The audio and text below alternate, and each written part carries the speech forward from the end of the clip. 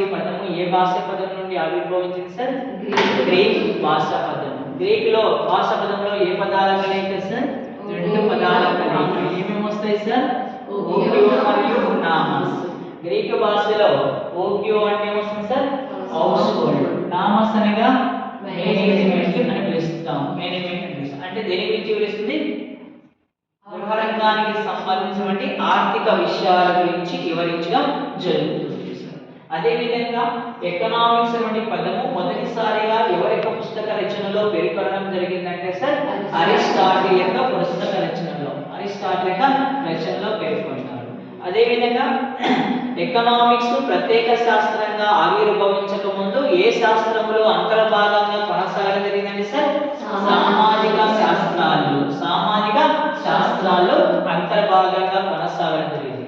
సామాజిక శాస్త్రాల నుండి అర్థశాస్త్రము ఏ శతాబ్దంలో ప్రత్యేక శాస్త్రంగా ఆవిర్భవించడం జరిగింది సార్? 18th సెంచరీలో.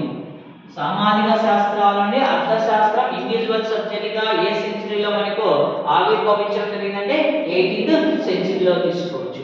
అదే విధంగా సామాజిక శాస్త్రాల నుండి అర్థశాస్త్రాన్ని ప్రత్యేక శాస్త్రంగా అభివృద్ధి చేయడంలో ముఖ్య పాత్ర వహించినటువంటి ఆర్థికవేత్త ఎవరు సార్? Adam Smith. మళ్ళీ ఆడమ్ స్మిత్ రచించిన పుస్తకం ఏది సార్? వెల్త్ ఆఫ్ నేషన్ లేదా దేశాల సంపద లేదా రాజ్యాల సంపద తీసుకోవచ్చు. వెల్త్ ఆఫ్ నేషన్ లేదా దేశాల సంపద లేదా రాజ్యాల సంపద అనే పుస్తకాన్ని రిటన్ బై ఎవరు sir? Adam Smith. Adam Smith తీసుకోవచ్చు. అదే విధంగా ఎకనామిక్ సబ్జెక్ట్ ను 2 బ్రాంచెస్ గా విభజించినటువంటి ఆర్థికవేత్త ఎవరు sir? Ragnar price. Year sir 1933 లో. అర్థశాస్త్రాన్ని 2 భాగాలుగా విభజించినటువంటి ఆర్థికవేత్త వచ్చేసారు రాగ్నార్ ప్రైస్ తీసుకోవచ్చు. ఇయర్ వచ్చేసి 1933. ఏ కంట్రీకి చెందినవాడు sir? Norway. Norway capital sir ఓస్లో.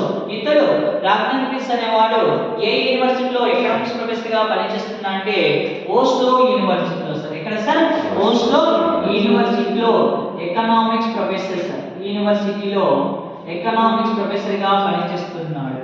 అదే విధంగా ఆ రెండు 2 బ్రాంచెస్ ఏమొస్తాయి సార్? మైక్రో ఎకనామిక్స్ లేదా సూక్ష్మ అర్థశాస్త్రం రెండు, మ్యాక్రో ఎకనామిక్స్ లేదా స్థూల అర్థశాస్త్రంగా డివైడ్ చేయడం జరిగింది. ఎవరు సార్? Ragnar price. మరి మైక్రో అనే పదం ఏ భాష పదం నుండి ఆవిర్భవించింది సార్? మైక్రాస్ అనే గ్రీక్ పదం తీసుకోవచ్చు. మైక్రాస్ అనే గ్రీక్ పదం. మైక్రాస్ అనగా గ్రీక్ భాషలో ఏమని సార్? స్మాల్ లేదా చిన్న లేదా సూక్ష్మ. మళ్ళీ ఇది మైక్రో ఎకనామిక్స్ ఏ విషయాల గురించి మనకి ఎక్స్ప్లనేషన్ చేస్తుంది సార్? వివరణ విశ్లేషణ. వైయక్తిక అంశాలు. వైయక్తిక అంశాలు లేదా individual units.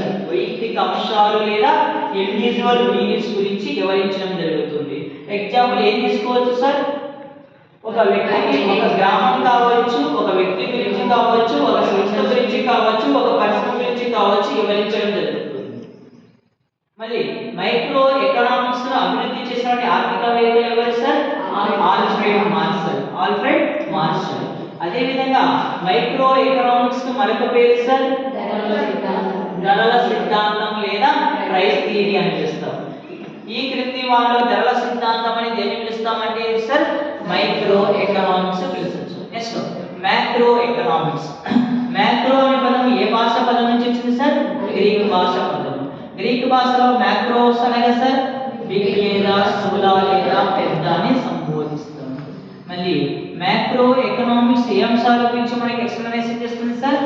Whole of the unit. Whole of the unit లేదా సమగ్ర ఆర్థిక అంశాల గురించి. హోల్ ఆఫ్ ద యూనిట్స్ లేదా సమగ్ర ఆర్థిక అంశాల గురించి మనకి వివరించడం జరుగుతుంది.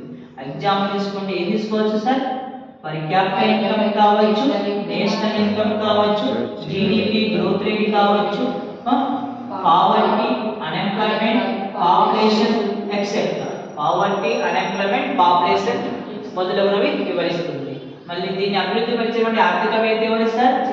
JM Keynes. JM for John Maynard Keynes. John Maynard Keynes తీసుకోవచ్చు. అదే విధంగా ఈ శాస్త్రానికి మరొక పేరు సార్ ఆదాయ ఉద్యోగిత సిద్ధాంతం. ఏమని సార్?